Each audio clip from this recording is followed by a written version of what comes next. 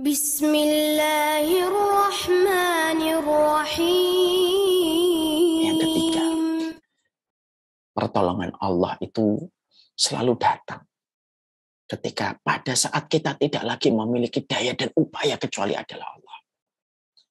Kalau kita hari ini belum mendapatkan pertolongan atas masalah yang kita hadapi, atas problematika yang kita jumpai, bukan karena Allah tidak memberikan pertolongan, tapi memang kita masih diberikan kekuatan untuk memikul masalah yang Allah berikan dan ujian yang Allah timpakan kepada kita. Mari kita perhatikan dalam panggung sejarahnya para nabi. Kapan Allah memberikan pertolongan kepada para nabi? Ketika para nabi tidak lagi punya daya dan upaya, pada saat itu kecuali hanya kepada Allah. Pada saat itulah Allah hadir. Allah hadir itu ketika manusia sudah tidak lagi punya kekuatan. Kapan Allah menolong Nabi Ibrahim? Allah menolong Nabi Ibrahim itu ketika Nabi Ibrahim sudah di atas tumpukan kayu. Allah tidak membocorkan apa yang Allah lakukan kepada Nabi Ibrahim dengan berkata, Ibrahim, tenang aja ya, nanti kalau kamu dibakar aku akan jadikan apinya menjadi dingin. Allah tidak membocorkan itu. Allah ingin lihat Nabi Ibrahim dulu.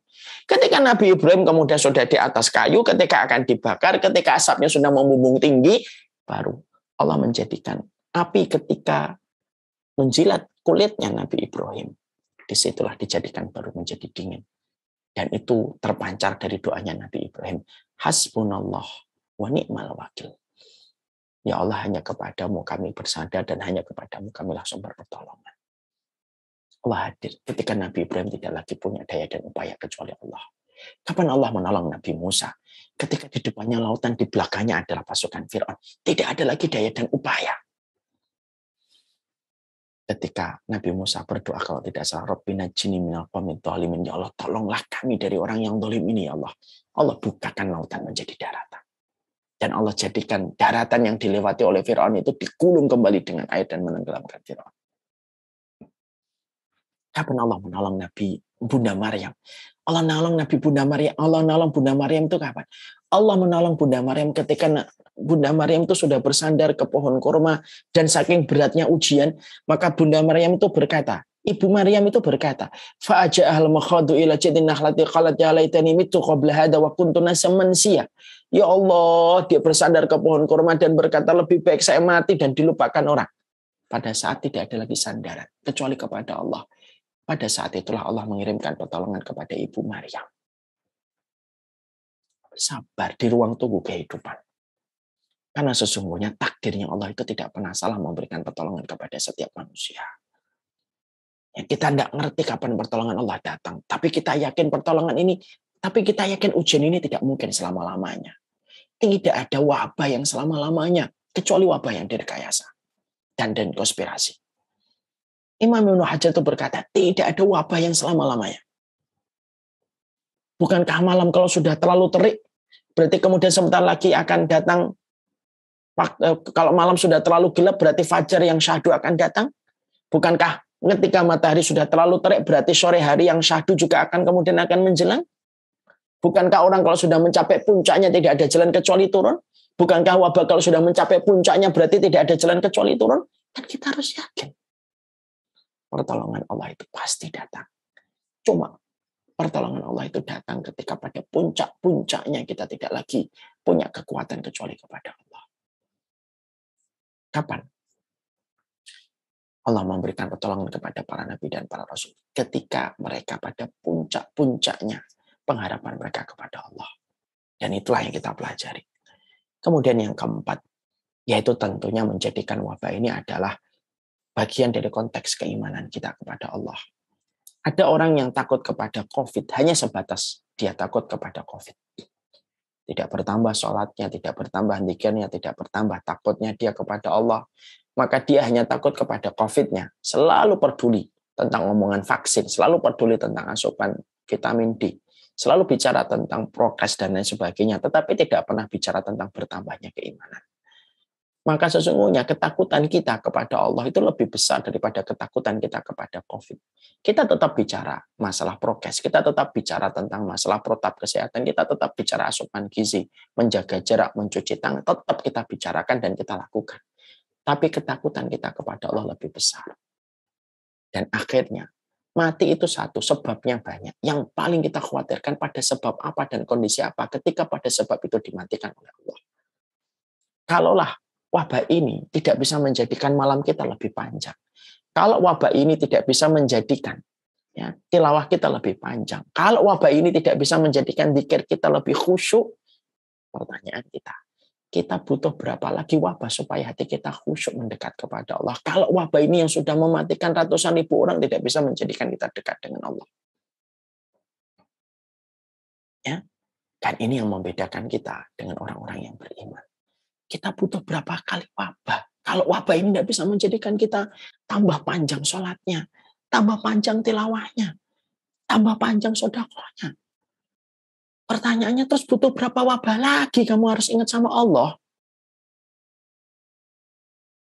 Kita harus paham, bagaimanapun COVID ini makhluknya Allah. Allah yang menghidupkan, Allah yang mematikan, Allah yang meluruskan, Allah yang membelokkan. Itulah caranya Allah. Saya masih ingat betul gitu. Ketika kami sekeluarga, ketika kena COVID di bulan Ramadan, itu saya malam sebelumnya, saya divonis COVID itu hari Sabtu. Hari Sabtu saya dikena vonis. Maka malamnya itu saya masih sama kakak, sama mbak saya, Mbak Risma. Makan juga berdua saat itu. Juga anak saya bersama Muhammad pada saat itu. Kami masih kemudian sama dengan kakak saya. Harusnya kakak saya itu harusnya positif di bulan Ramadan. Tapi Masya Allah saya positif. Anak saya semuanya positif. Sampai kemudian istri saya juga positif. Tapi Masya Allah kakak saya Mbak Risma malah tidak positif, negatif. Terus sampai kemudian akhir Ramadan. Sampai kemudian Syawal. Sampai kemudian pertengahan Dzulqa'dah. Baru ketika ada sepupu yang kemudian kena qadarullah juga kakak saya kena. Disitulah saya paham, Allah yang ngatur.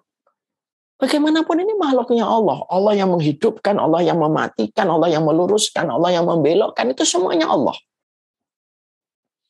Jangan jadikan COVID ini hanya sebatas ketakutan kita kepada coronanya dan COVID-nya. Tapi melupakan ini menjadi konteks keimanan kita kepada Allah. Ayo kita tambahkan sholatnya, kita tambahkan takutnya kita kepada Allah, tambahkan tilawah kita kepada Allah, tambahkan sifat kita memaafkan orang yang ada di sekitar kita. Kalau di tengah wabah ini kita masih bertengkar, kita masih memusuhi orang, kita masih seudon sama orang. Loh, terus kamu kapan hatimu bersih kalau wabah ini tidak bisa menjadikan hatimu bersih? Dan itu kemudian yang kita kerjakan. Yang kelima, yaitu adalah perbanyaklah kita untuk mengetuk pintu langit. Bagaimanapun doa itu adalah magic word yang akan memberikan kepada kita banyak kebaikan dan keberkahan. Saya teringat kepada kisah nyata yang pernah disampaikan oleh Rasulullah. Ada seorang sahabat disengat kalajengking di waktu sore. Hadis ini ada di dalam kitab Riyadhus Shalihin. Sore hari. Lalu kemudian pagi harinya dia menemui Rasulullah dan berkata, "La dhaghatni al-aqrab ya Rasulullah." Saya digigit kalajengking ya Rasulullah.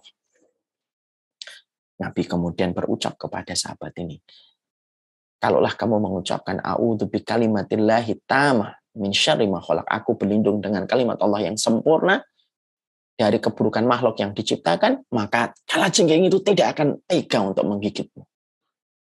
Sahabat itu, iya saya tidak mengucapkan dzikir itu ya Rasulullah. Maka itulah yang menjadikan kalajengking itu menggigitmu. Hadisnya sahih. Apa yang kita ambil insight dari hadis ini? Disinilah waktunya kita untuk terus berbekal dengan ilmunya Allah, doanya Allah, dzikirnya kita kepada Allah. Bagi orang yang tidak beriman kepada Allah, bagi mereka yang tidak beriman kepada Allah, tidak ada hubungannya doa dan pandemi. Tapi bagi mereka yang tahu iman mereka kepada Allah, ngerti doa dan dzikir itu merupakan senjata. Doa dan takdir itu saling kemudian berbalap-balapan menuju kepada kehidupan manusia. Mereka berlomba-lomba untuk saling mendahului antara doa dengan takdir. Manfaatkan kita untuk terus berdoa setiap waktunya. Jangan lelah, jangan letih, jangan bosan. Karena sifat orang yang beriman adalah tidak pernah letih untuk berdoa. Nabi pernah sering sekali berdoa dari habis asar sampai maghrib. Karena sesungguhnya doa merupakan cermin dari ibadah dan hati kita kepada Allah. Syukran ya Rabbi, syukran. Hadaita qalbi, syukran.